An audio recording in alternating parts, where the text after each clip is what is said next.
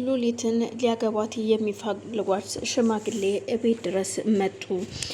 ምክንያቱም ቤቱን ሩዛ በምልክት ነግራቸው ስለነበረ ራሳቸው ቀጥ ብለው ወደ ቤት ይመጣሉ። ሉሊት ከትምህርት ቤት ስትመለስ ነበረ እየተከተሏት እናቷን በስልክ እያወራች እያለ እናቷም ሊመጡ እንደሆነ በቅርብ ቀን እንመጣለን ልጄ እያለች እያወራች ነበር ከእናቷ ጋር።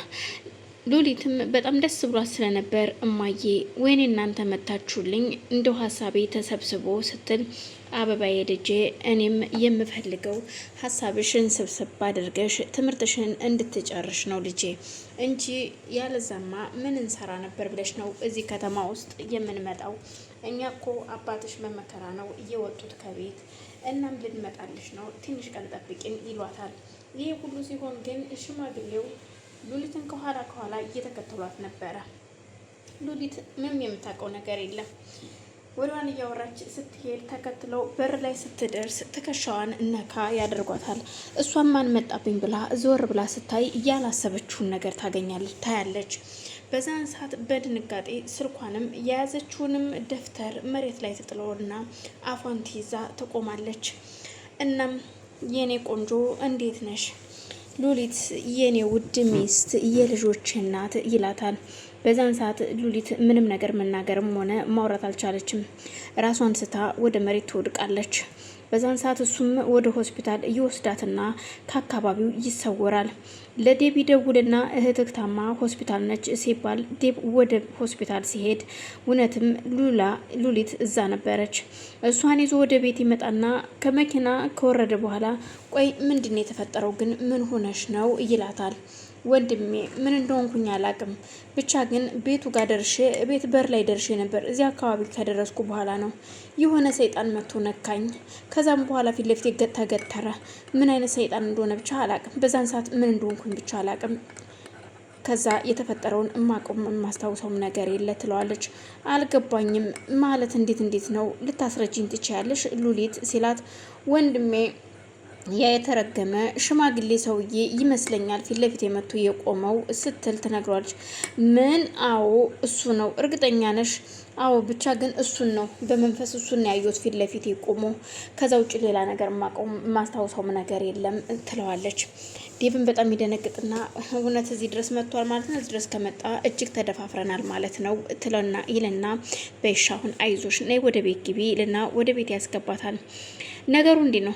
ሮዛ ነች ከቤት ድረስ ይዛው የመጣችሁ ደውላም የጠራችሁና ዴብን እንዲገልና የሚፈልጋትን ሉሊትን ይዞ እንዲሄድ እያደረገችው እሷ ናት።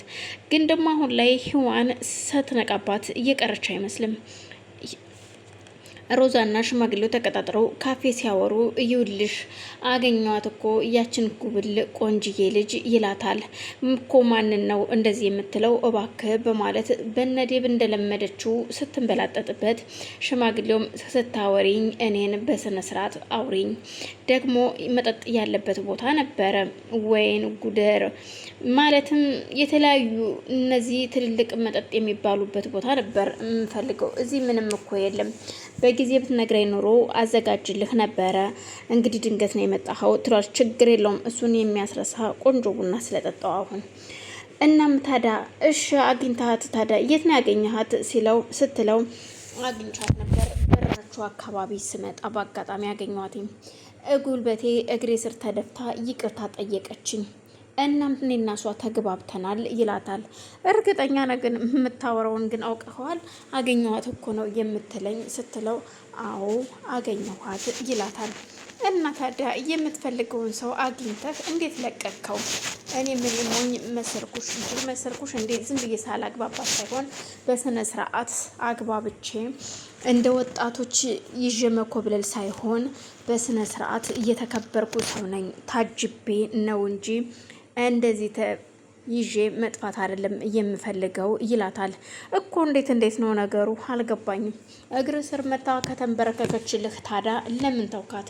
ምን አላማህን የመጣህበትን ዘንግተሃል ማለት ነው ስትለው እዩልሽ ከአንቺ ያለፈ ቃል እንዳትናገሪ ተጠንቀቂ፣ ላፍሽ ለከታ ብጅለት፣ አይ ካልሽ ግን እዩልሽ ነግሬሻለሁ ይላታል። ሮዛን በጣም ትደነግጥና እሺ ይቅርታ በማለት ትመለሳለች። አዎ እንደዚህ ብትሆኝ ነው የሚሻልሽ። ለማንኛውም አቤት ወዴት ስልሽ አቤት ማለት ነው። ይኸውልሽ የምጠይቅሽን ነገር ሁሉ በስነ ስርዓት እንድትነግሪኝ እፈልጋለሁ ይላታል። ሰላም ሰላም፣ ውድና የተከበራችሁ የመቅዲ ቤተሰቦች እንዴት ናችሁ? ሰላም ናችሁ ወይ? በያላችሁ በሰላማችሁ ይብዛልኝ። ይህንን ቪዲዮ የምትከታተሉ ላይክ፣ ሼር፣ ሰብስክራይብ ያደረጋችሁ እንድታበረታቱኝ ስል በአክብሮት ጠይቃለሁ። ቤተሰብ የሆናችሁ ደግሞ ላይክ፣ ሼር ያደረጋችሁ አበረታቱኝ። ሀሳብ አስተያየት ካላችሁ በኮሜንት እንድታሳውቁኝ ስል በአክብሮት ጠይቃለሁ። አመሰግናለሁ። እናም ሮዛም በቃ እሺ ለማንኛውም ስትፈልገኝ ደውልልኝ ትለውና ወደ ቤት መጣለች። ቤት ከመጣች በኋላ ክፍሏ ገብታ ስልክ እያወራች ነበረ። እናም በር ላይ ተለጥፋ ደግሞ ሂዋን የምታወራውን ሁሉ እያዳመጣቻት ስለነበረ ሳታስበው በር ከፍታባት ትገባለች። የገባችባት ስለ ዴብ እንዲገለውና ተኩሶ እንዲመታው እያወራችሁ እያለ በዛን ሰዓት ነበረ። ትደነግጥና ሮዛም ስልኩን ጆሮ ላይ ዘግተው አንቺ ቆይ ምንድነው በራን ታኳኪም እንዴት ዘለሽ ትገቢያለሽ ስትል ትነግራት ትጠይቃታለች። ሂዋንም ጓደኛዬ ምን ነው ደነገጥሽ? ጓደኛዬ ስለሆንሽ ነው። ምን ነው መምጣት አልችልም እንዴ ጓደኛዬ ጋር ስትላት ትችያለሽ፣ ግን ደግሞ እንዴት ከማን ጋር እያወራሽ ነበረ? ይህንን ሽማግሌ ማን ነው እዚህ ድረስ ሊያመጣው የቻለው ስትላት ሂዋን በጣም ትደነግጣለች። ማለትም ሮዛ ትደነግጣለች። ሮዛም ትደነግጥና ቆይ ግን አልገባኝም ምን እያልሽ ነው ስትላት የምልሽ ገብቶሻል። እዩልሽ እጅሽ እዚህ ውስጥ ካለ ግን አለቅሽም፣ እንዲህ በቀላሉ እገልሻለሁ ትላታለች።